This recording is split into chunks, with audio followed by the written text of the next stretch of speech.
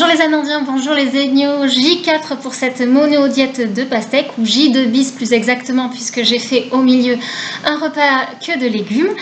Tout ça pour vous dire que je termine donc aujourd'hui, que ça s'est extrêmement bien passé, que voilà, j'ai encore ce soir évidemment, mais déjà les bienfaits sont énormes, évidemment le sommeil retrouvé, une peau nettoyée, revitalisée, pleine d'énergie, débordante d'envie de me faire du bien. Et je vais répondre à quelques questions pour ceux qui n'ont pas encore débuté, qui voudraient débuter ou qui se posent quelques questions. Et certains m'ont demandé quelle pastèque je choisissais. C'est vrai qu'il y en a qui ont la peau un petit peu de bicolore et les autres qui sont toutes noires. Peu importe la pastèque, mais du moment que vous la trouvez bio, ce serait vraiment l'idéal. En fait, c'est l'intérieur. La pastèque noire est souvent plus rouge.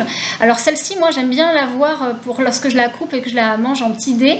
Et puis l'autre est plus claire. Vous pouvez l'utiliser pour les jus, il n'y a aucun problème à l'extracteur, mais autrement elles ont le même goût, elles sont exactement, en fait elles sont similaires.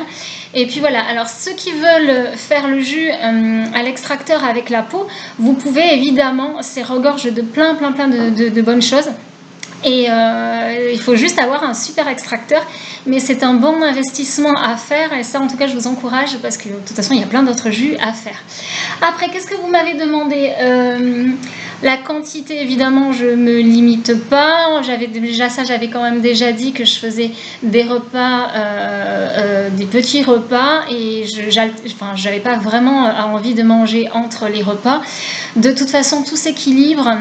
Et puis la satiété est vraiment importante, et on remarque, alors ça c'est vraiment le bilan que je fais, vous savez, j'avais fait un sujet sur l'alimentation pour mon site internet où je reprenais évidemment les travaux de Lise Bourbeau, où on se rend compte que évidemment beaucoup de fois on mange par émotion, ça c'est le plus gros de l'alimentation, par habitude évidemment, par gourmandise.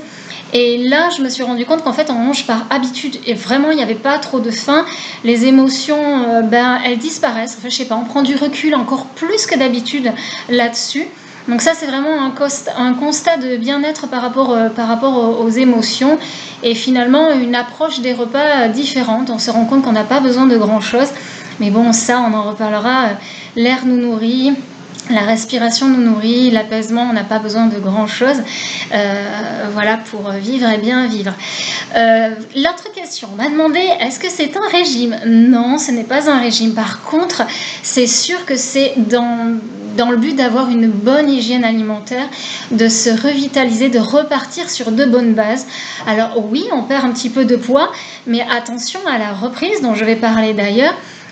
Ce n'est pas le but, vous perdez un petit peu ce que vous avez besoin, mais voilà, c'est pas le but, c'est vraiment une hygiène de vie, c'est pour s'inscrire en tout cas là-dedans, et puis pour repartir vraiment sur ces bonnes bases, car vous êtes comme une très belle voiture, et vous ne mettez pas n'importe quelle essence dans une très belle voiture. Vous, le carburant que vous allez mettre, ce sont tous vos aliments, et voilà, et donc c'est très important de les choisir, de repartir sur de bonnes bases. Donc oui, ça peut être une aide en tout cas pour vous aider à vous booster, à avoir conscience de ce corps qui est si magique et magnifique, surtout quand on sait en prendre soin et l'écouter. Vous m'avez parlé aussi, de quoi vous m'avez parlé, les questions que je sais... oui, il y en a qui ont peur de la perte musculaire, en tout cas là, c'est pas sur du long terme, mais avec le raisin, on va en reparler, je ferai une vidéo juste après certainement pour vous en parler. Quand c'est sur le plus long terme, on peut avoir peur de ça, mais pour les plus peureux, ceux qui ont le plus de crainte, vous pouvez rajouter des graines de chia. Vous savez, c'est extraordinaire, cette petite graine, plein d'acides gras essentiels, de protéines, de vitamines. En fait, prenez ça, et alors là, par contre, c'est un carburant extraordinaire, et pour les sportifs, c'est vraiment idéal. Donc ça, c'est vraiment sympa. Et puis, écoutez, je crois que c'est tout pour les questions. Mais voilà, vous allez essayer. Franchement, ça vaut le coup. Je vous y encourage en tout cas. Je vous souhaite une excellente journée. Je refais tout de suite une vidéo pour ceux qui vont vouloir ou qui ont déjà commencé pour le raisin, mais surtout pour la préparation de cette cure de raisin que je vais faire d'ici quelques temps. Là, pour l'instant, je vais reprendre donc une petite alimentation normale pour moi, mais peut-être très stricte pour certains. Mais je vais les expliquer ça tout de suite. En tout cas, très bonne journée pour les autres. Et à très vite. En tout cas, vous pouvez vous abonner à ma chaîne YouTube, évidemment. À bientôt.